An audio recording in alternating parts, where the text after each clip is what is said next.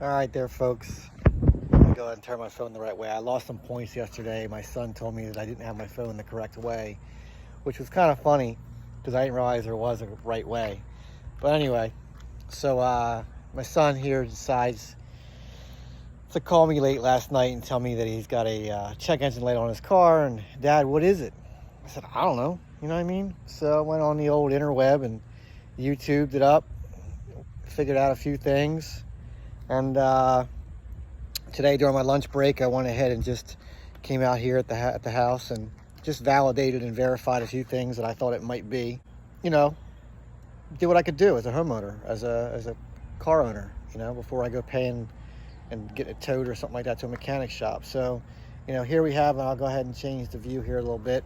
We got a 2008 Mazda 3 that apparently has a bad MAF sensor, which is a mass airflow sensor.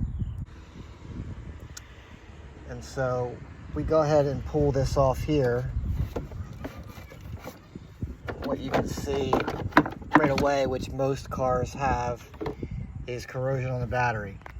So what you do in a case like this is, obviously you want to have good connections for your battery to run properly, is you go in the house and you find a bottle of Coke that one of your kids decided to open and not drink the entire thing of, right? Never happens in anybody else's house but mine. But since it's in my house and I need it, you go ahead and pour a little bit on there. And yes, this is what it does inside your stomach. You see that acid that was once there? It's being removed by your very own Coca-Cola product.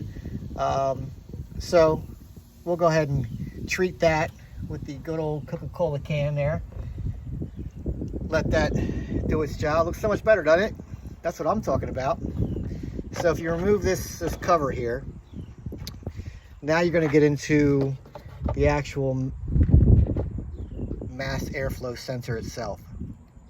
So bear with me.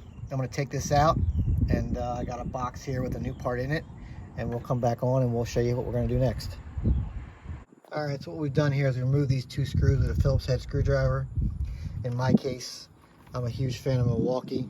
Not sponsored by any means, but certainly an avid user of the Milwaukee product. So you remove these two screws here for this MAF sensor, and what you'll see is the actual sensor be removed. On the back side here, you're going to see there's an actual terminal that it's going to be very difficult for me to remove with just one hand, but we'll give it the old college try. There we go. So what you got to do is you got to push that down on the back side there, and it actually releases pressure on that clip. So next we'll go ahead and open the box of said part, and you know, my son Hayden, he went ahead and went to the store himself, the auto parts store himself. Go ahead and open the new part. We'll unbox it and plug it in and see what we get. All right, so we're back here in the office, and I just wanted to kind of recap what we did. Again, my son texted last night and then FaceTimed me and showed me that, you know, and earlier in the clip I spoke about a speedometer. It was actually his tachometer was just fluctuating, and the car went actually into what's called a safety mode, right, where it wouldn't go above a certain speed.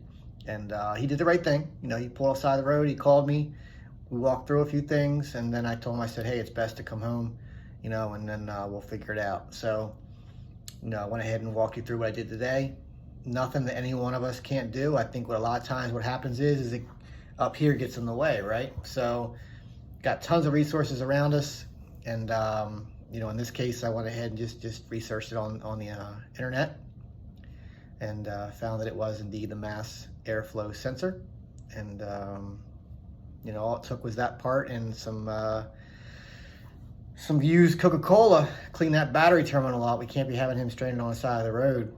And it's pretty wild, you know. That corrosion was more than I thought it would be. I haven't really been under the hood that much of that car, and you know, it happens, right? I mean, it's nothing really any of us can control. It's just, again, just general maintenance stuff that people don't think about.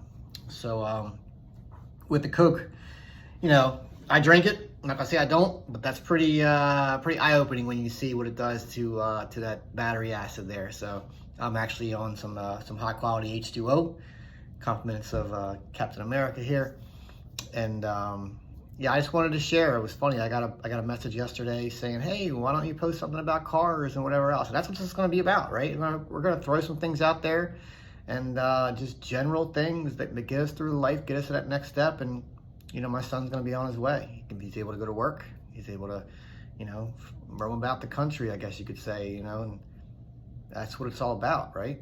So I want to thank you for tuning in, and we're going to continue to improve and add to the content. You know, we're even going to figure out how to add one of those smash button things at the corner there, or up there somewhere, or over there somewhere. And I'd appreciate it if you subscribe, you know, and just continue to tune in. And we'll see what we can throw at you. All right? Thanks again. Take care.